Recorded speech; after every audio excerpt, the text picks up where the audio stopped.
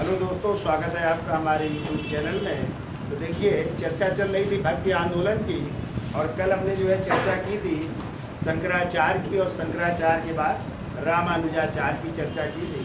तो शंकराचार्य का जो है संप्रदाय क्या था? स्मृति संप्रदाय था, और उनका मत क्या था? अद्वैतवाद। जबकि रामानुज का क्या था? श्री संप्रदाय था, और उनका मत था क्या? विशिष्टाद्वैतवाद। आज अगले आचार्य की चर्चा कर लेते हैं, और वो है मारवाचार्य, जिनका टाइम है या तो 1238 से 1317 या फिर 1199 से 1278। और इनका भी जो मत है मारवाचार्य का, वो है द्वैतवाद माना जाता है। ठीक है, चलिए चर्चा कर लेते हैं। इनकी उपाधि लिखिए, कौन कौन सी थी इनकी उपाधि। उपाधि में लिखिए पूर्ण प्रज्ञ और आनंद तीर्थ कहते हैं। पूर्ण प्रज्ञ, और दूसरा इन्हें आनंद तीर्थ भी कहा जाता है। अब देखिए इनका जो है जन्म कहाँ हुआ था, तो जन्म लिख लीजिए। तो जन्म में भी विवाद है। कुछ जो है इतिहासकार मानते हैं कि इनका जन्म हुआ था गुजरात में, और कुछ इतिहासकार मानते हैं इनका जन्म हुआ था उडुपी में है, और उडुपी पड़ता है कर्नाटक में। कर्नाटक में जो है पड़ता है। ठीक है, तो ये डेट जो है निश्चित की है डॉक्टर नागेंद्र दीक्षित एक हुए हैं लेखक या इतिहासकार। उन्होंने जो है ये डेट, मतलब इनके जन्म का स्थान बताया उडुपी। लिख लीजिए डॉक्टर नागेंद्र दीक्षित के अनुसार। डॉक्टर नागेंद्र दीक्षित के अनुसार कहाँ हुआ था? उडुपी। उडुपी कहाँ पड़ता है?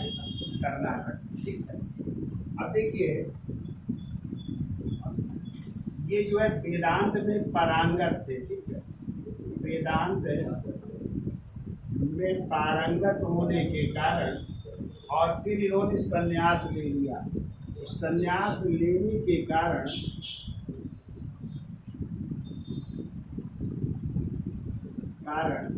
इनका नाम पड़ गया आनंद तीर्थ। इनको आनंद तीर्थ इसलिए कहा जाता है। दूसरा नाम हमने लिखा है आनंद तीर्थ, इसलिए कहा जाता है। ठीक है, अब इनका जो है हमने बताया था, इनका संप्रदाय भी है और इनका मत भी है। इनका संप्रदाय कहलाता है ब्रह्म संप्रदाय। संप्रदाय लिख लीजिए ब्रह्म संप्रदाय। और इनका मत पूछा जाए तो इनका मत है द्वैतवाद। मत लिख लीजिए द्वैतवाद है। और जो है ये किसके उपासक थे? लिख लीजिएगा उपासक थे ये लक्ष्मी नारायण के उपासक। लक्ष्मी नारायण के उपासक थे, और इन्होंने जो है उडुपी में एक मंदिर भी बनवाया था। उडुपी में मंदिर का निर्माण कर, यहाँ पे एक मंदिर भी बनवा रहे हैं। ठीक है, तो मंदिर ये कृष्ण से संबंधित है, भगवान कृष्ण का मंदिर है, तो कृष्ण मंदिर बनवाया। इतनी चीजें याद रखनी है। सबसे ज्यादा इनका संप्रदाय और मत याद रखिएगा। ठीक है, तो कौन सा संप्रदाय था? ब्रह्म संप्रदाय, और मत था द्वैतवाद। ठीक है, जन्म में कंफ्यूजन है, कोई इसको याद न रखिएगा, बाकी उडुपी ज्यादा माना जाता है। ठीक है, और ये नाम एक और याद रखिएगा आनंद तीर्थ, और वैसे पूर्ण प्रज्ञ याद हो जाएगा, तो नोट कर लो, इसका स्क्रीनशॉट ले लो। छोटे छोटे हैं। देखिए अगले आचार्य है निम्बार्काचार्य, और इनका टाइम है 12वीं शताब्दी। ठीक है, वैसे तो इनका जन्म हुआ था, लिख लीजिए इनका जन्म हुआ था 1165 ईस्वी में। कौन सी शताब्दी चल रही है? 12वीं शताब्दी चल रही। स्थान लिख लीजिए कहाँ पे हुआ था। इनका स्थान लिखिए लिम्बापुर गांव में हुआ था। लिम्बापुर गांव, और ये गांव पड़ता है कर्नाटक में। लिम्बापुर गांव कर्नाटक में हुआ था। कुछ लोग कहते हैं बेल्लारी, जिला बेल्लारी था, तो ये भी कर्नाटक में है, या तो फिर लिख लो बेल्लारी जिले में है। लिम्बापुर गांव, जिला बेल्लारी, कहाँ पे? कर्नाटक में हुआ था। ठीक है, इनका अन्य नाम भी था, इनका अन्य नाम लिख लीजिए था भास्कर। ये अन्य नाम भास्कर, भास्कर इनका अन्य नाम था। ठीक है, अब इनका जो है जो मत था वो था, यह संप्रदाय पहले ही, इनका संप्रदाय कहलाता है शनकालिक संप्रदाय। और पूछा जाता है तो याद रखिएगा, शनकालिक संप्रदाय था और इनका मत था द्वैतवाद है, द्वैतवाद,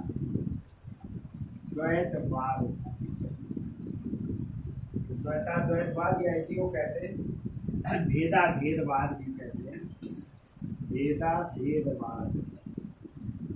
हो सकता है कि द्वैतवाद की जगह क्या थे, भेदवाद किसका मत था, तो आपको याद रखना। ठीक है, अब देखिए इन निम्बार्काचार्य को जो है सुदर्शन चक्र का अवतार माना जाता है। तो देखिए इन्हें सुदर्शन चक्र का अवतार माना जाता है, सुदर्शन चक्र का अवतार माना जाता है। और इनकी पुस्तकें लिख लीजिए, कौन कौन सी किताबें लिखी उन्होंने। पुस्तकों में लिखिए सिद्धांत रहस्य लिखी थी उन्होंने, तो सिद्धांत रहस्य के लेखक हैं। और एक और जो वेदांत परिजात के लेखक, वेदांत परिजात। कहते इनका जन्म तो दक्षिण भारत में हुआ था, लेकिन ये जो है ज़्यादा समय तक कहाँ पे रहे, उत्तर भारत में। और ज़्यादा समय तक ये रहे जो है उत्तर भारत में, वृंदावन में। कहाँ पे रहे, वृंदावन में रहे, मथुरा वृंदावन, वहाँ भी उन्होंने ज़्यादा समय व्यतीत किया। इतनी चीज़ें याद रखी हैं। जन्म कब, 1165 में, स्थान निम्बापुर गाँव, बेल्लारी जिला, कर्नाटक। अन्य नाम था भास्कर। संप्रदाय ये दोनों याद रखिएगा, संप्रदाय सरकारी संप्रदाय, मत क्या था, द्वैतवाद या भेदवाद, ये भी याद रखिएगा, ये भी इम्पोर्टेंट है। किसका अवतार कहते हैं, सुदर्शन चक्र का अवतार कहते हैं। पुस्तक के लिए सिद्धांत रहस्य और वेदांत परिजात। और इन्होंने अपना अधिकतर समय कहाँ बिताया, वृंदावन में बिताया। ठीक है, तो 4 आचार्य हो गए, कौन कौन, शंकराचार्य, फिर रामानुज, फिर माधवाचार्य और निम्बार्काचार्य। अब बचेंगे वल्लभाचार्य, और वल्लभाचार्य का सिद्धांत था शुद्धाद्वैतवाद, उसकी हम बाद में चर्चा करेंगे, क्योंकि वल्लभाचार्य के ही शिष्य कौन थे, उनके मतलब 4 थे, वल्लभाचार्य के शिष्य थे ना। और वल्लभाचार्य के बेटे थे विट्ठलनाथ, है ना। और विट्ठलनाथ के, हाँ, वल्लभाचार्य के बेटे विट्ठलनाथ, और विट्ठलनाथ अष्टछाप कवि थे ना उनके। हाँ, तो जिनमें कौन थे आपके, सूरदास प्रमुख थे ना। हाँ, तो उनकी बाद में चर्चा करेंगे। और आप लोग पढ़ेंगे रामानंद के बारे में, रामानंद के 12 शिष्य हुआ करते थे, उनकी भी चर्चा करेंगे, तो बाद में कर लेते हैं। तो चलो स्पेशली सारे लोग फिर आगे चलते हैं, या फिर जितना हो। तो देखिए भक्ति आंदोलन के अगले प्रमुख संत है रामानंद जी। ठीक है, और रामानंद जी किसके शिष्य थे, तो रामानुज के। किसके शिष्य थे, रामानुज के शिष्य थे। तो लिखिए रामानंद के बारे में लिखिए, इनका जन्म लिखो। इनका जन्म हुआ था प्रयागराज या इलाहाबाद कह सकते, प्रयागराज इलाहाबाद में हुआ था। इनके गुरु का नाम था रामानुजाचार्य या रामानुज, इनके गुरु थे। और इन्होंने ही जो है भक्ति आंदोलन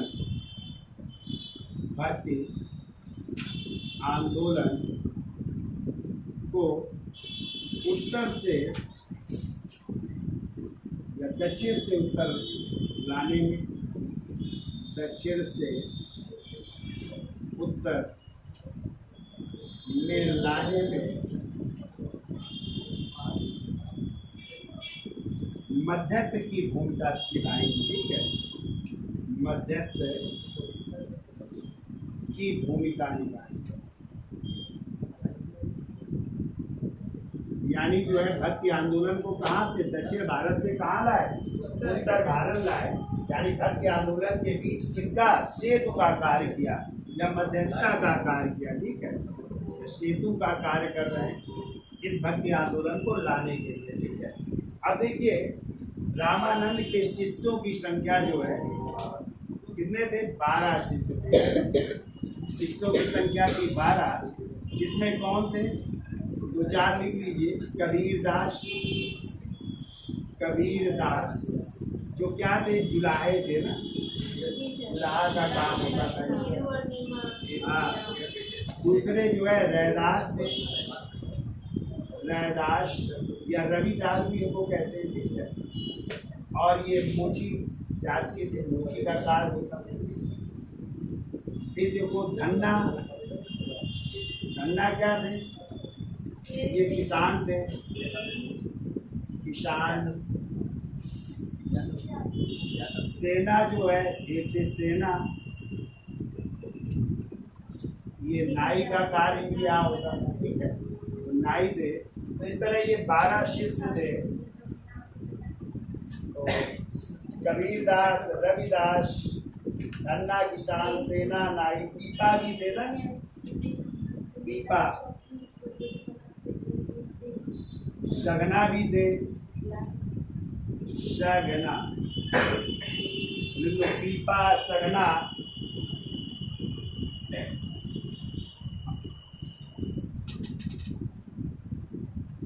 और वो धवानंद, सुखानंद, लिख लो 12। धवानंद, सुखानंद, भाषानंद, भाषानंद, सुरानंद, सुरानंद, पद्मानंद और नरहरि। सुखानंद, भाषानंद, सुरानंद, पद्मानंद और नरहरि। और 2 महिला शिष्याएं थी। देखो 2 महिलाएं शिष्याएं थी, 2 महिला शिष्याएं, इनका भी नाम लिख लीजिए। एक का नाम था सुरसील और दूसरे का नाम था पद्मावती। इनके भी नाम लिख लीजिए।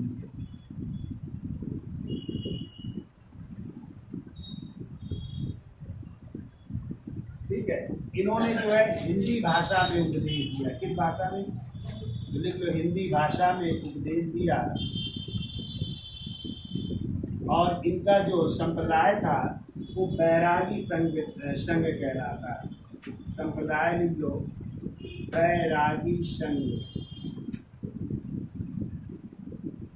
बैरागी संघ कहलाता है। ठीक है, और इन्होंने भी क्योंकि किस भक्ति पर जोर दिया था, राम भक्ति पर जोर दिया था। तो इन्होंने कहा था क्या कि जात पात पूछे ना कोई, हर का भजय सो हर का हो। यानी जात पात पूछे ना कोई, हर का भजय सो। अब लिख लो इनकी ये रचना या युक्ति है, याद है? लिख लो, जात पात ना पूछे कोई,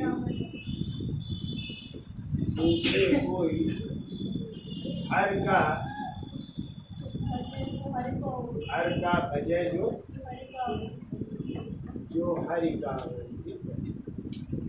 कभी कभी आ जाता है कोटेशन, ये किसने कहा था, तो आप याद रखिएगा किसका है, रामानंद जी का है। ठीक है, जात पात पूछे ना कोई, हर का भजय सो हर का।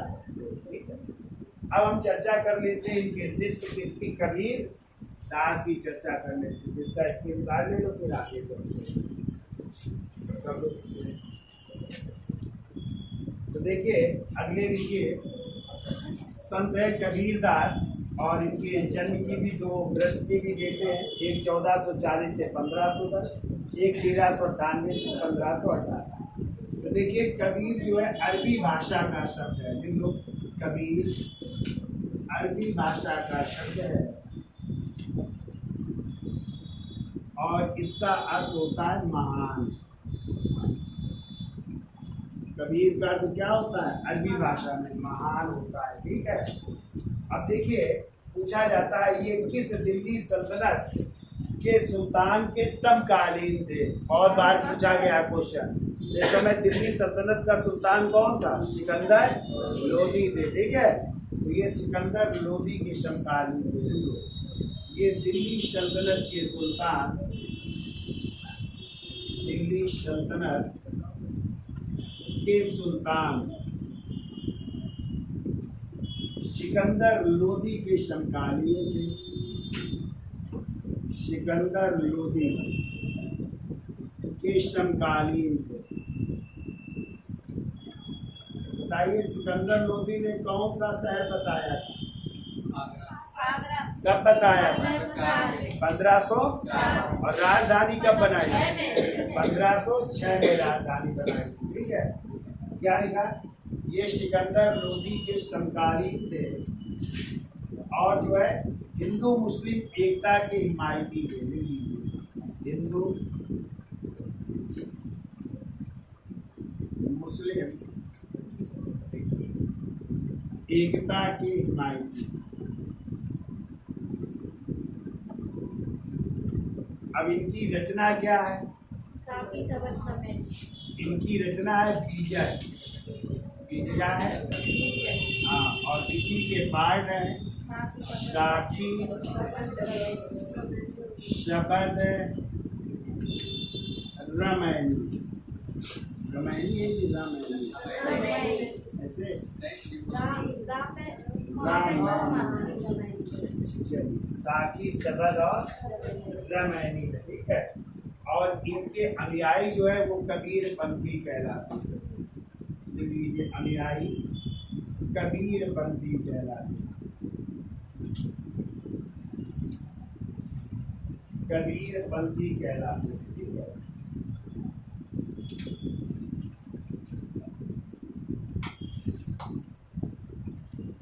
याद हो जाएगा। इसके समकालीन थे सिकंदर लोदी, हिंदू मुस्लिम एकता के हिमायती थे। रचना है इनकी विजय है। इसके बाद है साखी, शबद, रामायणी। अनुयायी क्या कह रहा है? कबीर। और इसकी जो है रचना उलट भाषी कहलाती है। क्या कहलाती है? ना उल्टा भाषा में लिखी जाती थी तो उलट भाषी लिख लो। रचना है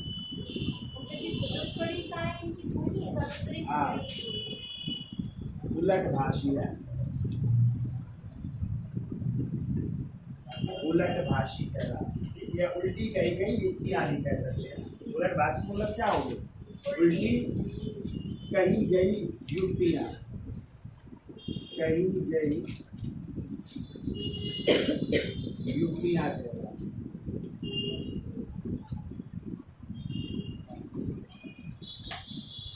चलिए अब अगले संत की चर्चा कर लेते हैं और उनका नाम है रैदास या रविदास। इसके साइड में तो फिर आगे चलते हैं। देखिए अगले संत है रैदास या रविदास। तो देखो इनका जन्म हुआ था काशी में। कहाँ पे हुआ था? काशी जानते हो कहाँ? काशी को ही कहते हैं बनारस। क्या कहते हैं? बनारस। काशी बनारस में हुआ था। इनके पिता का नाम था रघु। क्या नाम था? रघु नाम था। ठीक है, इनकी माँ का नाम था, क्या नाम था माँ का? धुरमनिया नाम था। धुरमनिया नाम था। इनकी पत्नी का नाम था लोना नाम था। क्या नाम था? लोना। पत्नी का नाम था लोना। ठीक है, देखो इनको जो है उपाधि दी गई थी। इनको संतों का संत कहा जाता है। संतों का संत कहा जाता है। और ये उपाधि दी गई थी कबीरदास द्वारा। किसके द्वारा? कबीर। निकाल दिया था सर। किसने? इनके पिताजी ने। हाँ तो ठीक है, तो जो घर से निकाले जाते हैं वही तो आगे महान बनते हैं। ठीक है, हाँ, तो भ्रमण करते हैं फिर इसके बाद महान बनते हैं। ठीक है, संतों के शब्द कहा था कबीरदास। इनकी शिष्या थी जिनका नाम था मीराबाई। मेवाड़ की थी ना, Yes, sir. विवाह हुआ था भोजराज के साथ। उनको छोड़ दिया था। ठीक है। और इनका संप्रदाय कहलाता है रायदासी संप्रदाय। संप्रदाय लिख लो, रायदासी संप्रदाय कहलाता है। और इन्होंने ही कहा था, कथन लिख लो इनका, रैदास जी ने, कि मन चंगा तो कटौती में गंगा। ये भी पूछा गया तो याद रखिएगा, मन चंगा तो कठौती में गंगा। यानी मन यदि आपका स्वच्छ है तो गंगा स्नान करने की क्या जरूरत है। ठीक है, मन साफ है, कहीं जाने की, पवित्र जगह जाने की कोई बात नहीं। तो मन चंगा तो कठौती में गंगा। ठीक है, चलिए अब आते हैं मीराबाई की भी चर्चा कर लेते हैं। देखिए इसका स्क्रीनशॉट ले लो। देखो अगली संत है जिनका नाम है मीराबाई। टाइम है 1498 से 1546। देखिए इनका जन्म हुआ था मेड़ता राजस्थान में। जन्म लिखिए, मेड़ता राजस्थान में इनका जन्म हुआ था। इनके पिता का नाम था रतन सिंह राठौर। पिता का नाम लिखिए रतन सिंह राठौर। ठीक है, इनके पति का नाम था भोजराज। पति का नाम लिखिए भोजराज। इनकी उपाधि लिखिए मीराबाई की। इनको कहते हैं गीत शैली की कविता की देवी। गीत शैली की कविता की देवी कहते हैं। कविता की देवी कहते हैं। और इन्हें राजस्थान की राधा भी कहते हैं। क्या कहते हैं? राजस्थान की राधा कहते हैं। चूंकि ये प्रभु कृष्ण की लीन हो गई थी ना भक्ति में, और उन्हीं को क्या मान लिया था, अपना पति मान लिया था, इसलिए इन्हें राजस्थान की राधा कहा जाता है। ठीक है, और इनकी पुस्तकें लिख लो। पुस्तकें भी लिखी थी इन्होंने। एक तो है राग गोविंद। राग गोविंद, ये गोविंद नहीं है, ये गोविंद जयदेव। और नरसी जी का मायरा। नरसी जी का मायरा, ये इनकी रचना है। और इनकी मृत्यु हो गई थी द्वारका में। कहाँ पे हुई थी? मृत्यु ले लीजिए द्वारका। द्वारका कहाँ पे बताया था हमने? गुजरात में हुई थी। ठीक है, 1546 में। मृत्यु लिख लो, द्वारका गुजरात। ठीक है, तो ये थी मीराबाई। याद हो जाएगा, जन्म मेड़ता राजस्थान, पिता रतन सिंह, पति भोजराज। उपाधि ये याद रखिएगा, गीत शैली की कविता की देवी और राजस्थान की रचनाएं भी याद रखिएगा। राग गोविंद, और ये बहुत पूछी जाती है, नरसी जी का मायरा किसकी है? मीराबाई। ठीक है, और मृत्यु हो गई द्वारका में। इनकी मृत्यु कहाँ हुई थी? ये तो धरती में समाई